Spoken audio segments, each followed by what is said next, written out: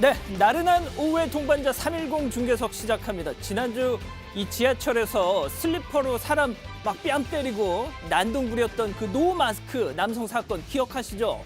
뭐 조울증이 있다 뭐 핑계를 댔지만 결국 구속됐습니다. 자, 저는 이런 반면 교사가 있으면 그래도 좀 조심하겠지 생각했습니다. 웬걸요? 어제 수석 고속철도 안에서는 마스크 좀 제대로 써주십시오. 이렇게 승무원이 요청을 하니까 뭐 욕설, 행패 그것도 모자라서 그냥 기차 안 여기저기 막 침을 퇴퇴 뱉고 그랬던 사람도 있었답니다.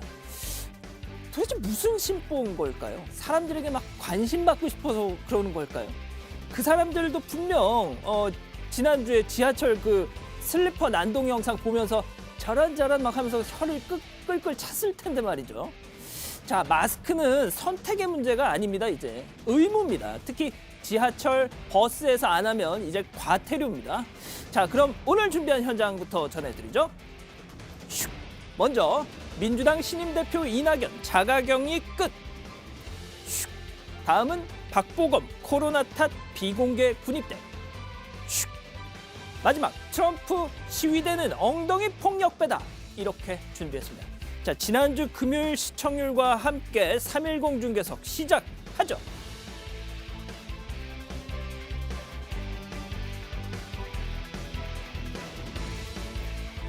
예, 오늘 고현준 해설위원 나오셨습니다. 안녕하세요. 안녕하십니까? 고 의원님 그거 아십니까? 저를 포함해서 이 제작진 모두가 310 중계석 준비하느라 식당에 가서 밥을 못 먹고 저희가 다 이렇게 배달해서 먹거든요. 네네. 자, 그런데 저희가 전날 시청률에 연동해서 이 도시락 값을 책정하고 있습니다. 네. 가령 1%다. 그럼 10,000원 이하. 오. 그리고 0.5%다. 어허. 그럼 5,000원 이하. 그러네요. 예. 그럼 오늘은 뭐 드셨어요? 오늘은 저는 뭐 이랬으니까요. 예. 그러니까 10,000원 이하의 도시락을 드셨다. 그렇죠. 예.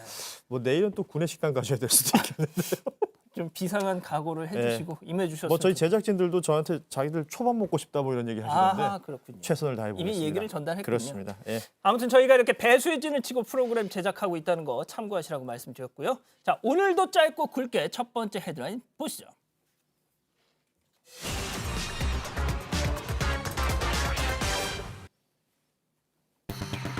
3일간 셧다운, 다시 문 연 국회입니다. 예, 3일간 텅 비어있던 국회 지금 바로 가보시죠.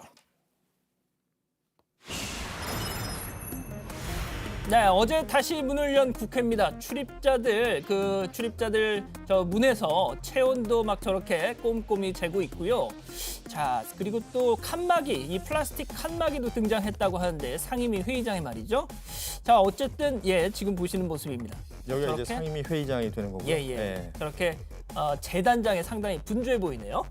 그러니까 이 마이크 개수도 늘렸더라고요. 이제 기존의 상임위 회의장에서는 보통 2명의 의원이 마이크 하나를 공유해서 맞습니다, 사용을 맞습니다. 했었는데 이번에는 이제 한 명이 한 개를 사용할 수 있도록 그러니까 이른바 1인 1마이크 시스템이 된 거죠. 예. 그렇군요. 보통 한 번 얘기하고 나면 옆 사람이 이렇게 돌려서 쓰고. 끌어가거든요.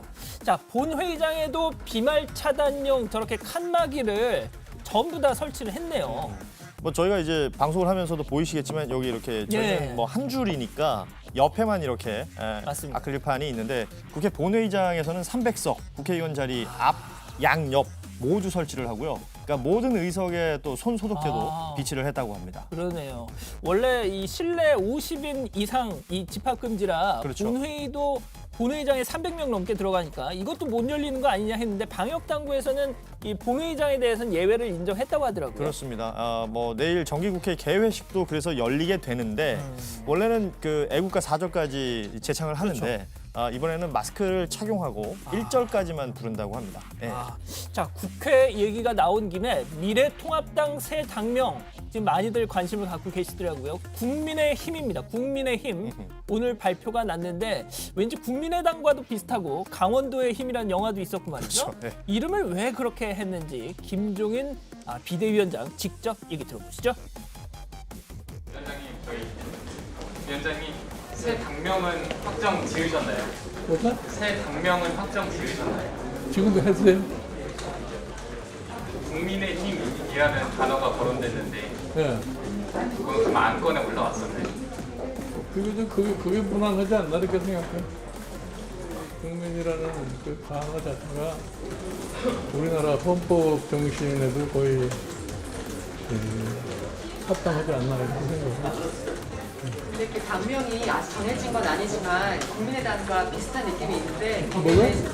국민의 힘이 국민의 당과 비슷한 느낌이 있는데 여기에 대해서 그 국민의 당하고 다른 거지. 국민의 힘이라는 거는.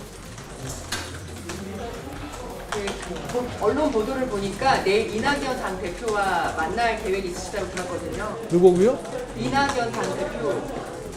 한번 만나야 할 거 아니에요? 내일 만나시면 어떤 이야기 나누실 건지. 뭐 요새 할 얘기가 많을 거예요.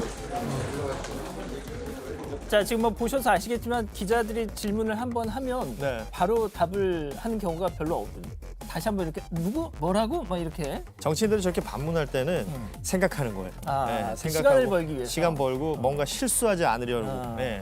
자, 아무튼 들으신 것처럼 김종인 비대위원장도 이제 당명 실수 몇 번 했었잖아요. 그래서 네. 저희가 다루기도 했었는데 아무튼 이 당명에 국민이 들어갔다는 점 가장 눈에 띄지 않습니까? 그러니까 이 당명 여론조사를 했죠. 이 여론조사에서 국민이라는 단어가 제일 많이 나왔다고 합니다. 지난 12일부터 당명 공모를 했는데 16,000여 건이 접수가 됐고요. 그중에서 최종 후보에 오른 게 이제 3개가 있었습니다. 국민의힘, 그리고 또 한국의 당, 또 그리고 위하다 이렇게 3개가 있었다 그래요. 위하다. 예. 위하다가 안 된 이유는 조금 알 것 같습니다. 그러니까 뭐 보통 건배사하고 비슷하고 그래서 또 이런저런 패러디도 낳지 않았을까 싶은데 약간 희화될 수 있으니까. 예. 자, 아무튼 어쨌든 197일 만에 또 당명을 바꾼 거라서 제가 장담컨대 분명 또 미래통합당이라고 하는 분들 나오십니다. 미래통합당뿐만 아니라 이제 뭐 예전에도 그 황교안 대표도 네네. 황교안 전 대표도 뭐 자유한국당, 자유통합당, 또 뭐 그랬죠. 미래통합당 뭐 이렇게 고쳐서 말했던 적도 네네. 있었고 뭐 이런 댓글도 제가 봤는데요. 뭐 게임 닉네임도 그 횟수 초과하면 몇 달 동안 이름 못 바꾸게 고정되거든요. 이런 그 댓글들로 있었는데 아무튼 그 국민의 힘으로 승리하자. 이런 반응들도 있었기 때문에 이게 뭐 반기는 입장 그리고 또 약간 희화하는 입장 뭐 네. 이런 것들이 동시에 있었던 것 같습니다. 아무튼 이 국민이란 당명이 들어가면서 이게 뭐 약간 좀 중도로의 회귀 뭐 이런 의지를 또 담았다 이런 얘기도 있던데 자 그런데 국민의당 입장에선 조금 기분이 나쁠 수도 있겠어요. 이름이 비슷하니까. 그러니까 일단 안철수 국민의당 대표가 이런 표현을 했어요. 우선은 선관위에서 유사 당명인지 아닌지 판단이 있을 것 같다. 그러니까 당명이 비슷해서 못 쓰게 할 수도 있는 부분이기 있죠. 때문에 선관위 판단 보겠다는 건데 그냥 느낌상 썩 반기는 모습은 아닌 것 같았습니다. 예. 요즘 그 통합당의 주호영 원내대표가 안철수 대표한테 앞으로 뭐 서울시장이든 대선이든 같이 할 수 있다 계속 러브콜을 보내는데 이게 뭐 앞서 그 기자 질문에도 나왔지만 네. 약간 연장선에 있는 거 아니냐 뭐 이런 얘기도 있더라고요. 아무래도 그 당명에 이제 국민이라는 같은 표현이 들어가니까 그런데 안철수 대표는 뭐 이름 비슷하다고 다 통합하는 게 말이 되냐 뭐 이러면서 약간 좀 시큰둥한 반응을 보이기도 했네요. 네. 자 그리고 민주당 신임 당대표의 이낙연 대표 선출됐다는 소식 지난주에 들으셨죠? 자, 이 대표 체제로 오늘 보시는 것처럼 저렇게 첫 일정 동작구 국립현충원을 찾아서 참배를 했습니다. 그렇습니다. 방역 지침에 따라서 이제 현충 탑만 참배를 했는데 이 자리에는 김태년 원내대표 그리고 또 신임 최고위원들 5명 있잖아요. 예, 네. 동행을 했고 뭐 방명록도 역시 썼습니다.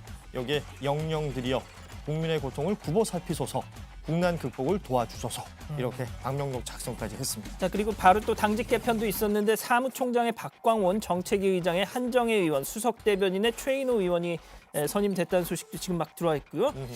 지난 2주간 코로나19 자가격리를 하다가 오늘 정오에 딱 그 자가격리 해제가 돼서 보신 것처럼 정말 오랜만에 외출을 했다고 하더라고요. 그렇죠. 뭐 이낙연 대표 같은 경우에 이제 정계 입문한 이후에 정치 시작한 이후에 2주씩 집에만 있었던 그 전례가 거의 없었겠죠. 본인도 없었다고 하고요. 뭐 SNS를 쭉 보신 분들은 알겠지만 이제 뭐 자가격리 며칠째다 이렇게 계속 올리고 또 체온이 정상인 상황도 이 체온계 계속 사진 찍어서 올리고 이런 글을 올리면서 또 아내와 함께 자택에서 머물러 왔던 시간들을 기록하기도 했습니다. 예, 이 대표가 지난 29일 토요일에 당대표 선출 직후에 수락 연설을 하다가 울먹이는 장면도 있었는데 네. 잠깐 그 장면 보고 가시죠. 여러분의 결정에 감사드립니다. 자가격리 12일째.